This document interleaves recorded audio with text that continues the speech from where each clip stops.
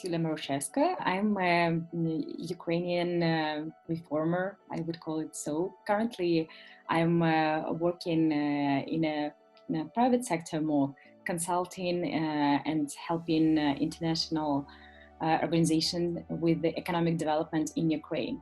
So I'm supporting small and medium-sized businesses, trying to help it to grow to international markets. My personal political activism began with the revolution in Ukraine in 2014, when thousands of people went to the streets to protest against the corrupt regime of our former president. I would say it has changed my generation. Events like that, they completely changes how you see your role, how you see your country, your state, and what you're doing for it. It has mobilized the nation, it has mobilized politicians, it mobilized civil society, and I was a part of this change and of this movement.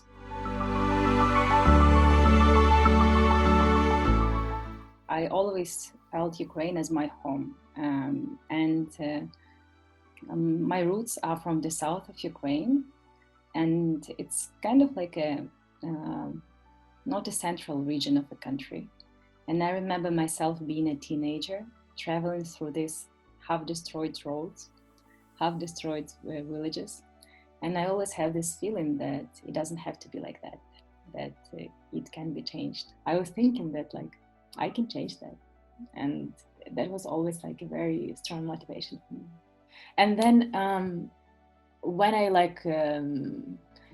took part in quite a tough political changes and got big wave of hate and actually pressure from the corrupt governmental officials. My response was, why do I have to leave? Why that has to be me, not like these crooks? So I stayed.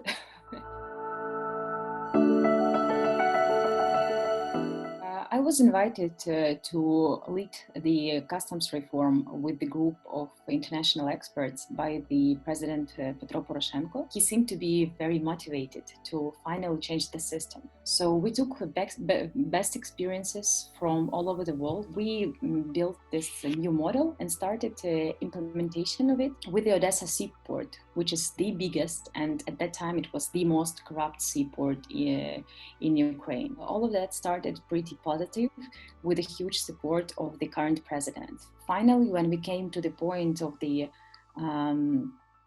scaling the reform, this reform was completely blocked by the presidential party, like president himself and his colleagues. Unfortunately, later I understood that this support was more for publicity. I came as a reformer and I was not interested to imitate the reforms. I really wanted to implement it and to scale it nationally. I had to resign. Actually, at the same time, they were trying to fire me. And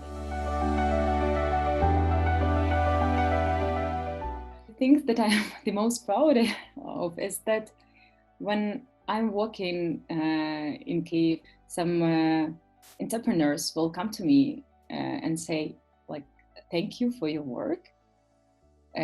We've never had a time like this when we don't have to pay bribe on the border. Not before you working there, not after you working there. And for me, that's an important thing to hear. We have this post-Soviet, a little bit a mafia, corrupt hybrid state system, which has to be modernized. I believe that that all this corruption that we have in Ukraine is very harmful for our development. I became a committee member of the Ukrainian National Anti-Corruption Committee, which worked with the defense sector reform and anti-corruption policies in the defense sector. And another direction I took was in economic development. So I was helping to bring investments to the Ukrainian small and medium-sized businesses. I work with the developing Ukrainian creative economy. I consult the competitive economy project by USAID in Ukraine. We are helping Ukrainian creative sector, for example, film production, to get international contracts. We are bringing international studios to shoot in Ukraine, like Netflix, Universal, and so on.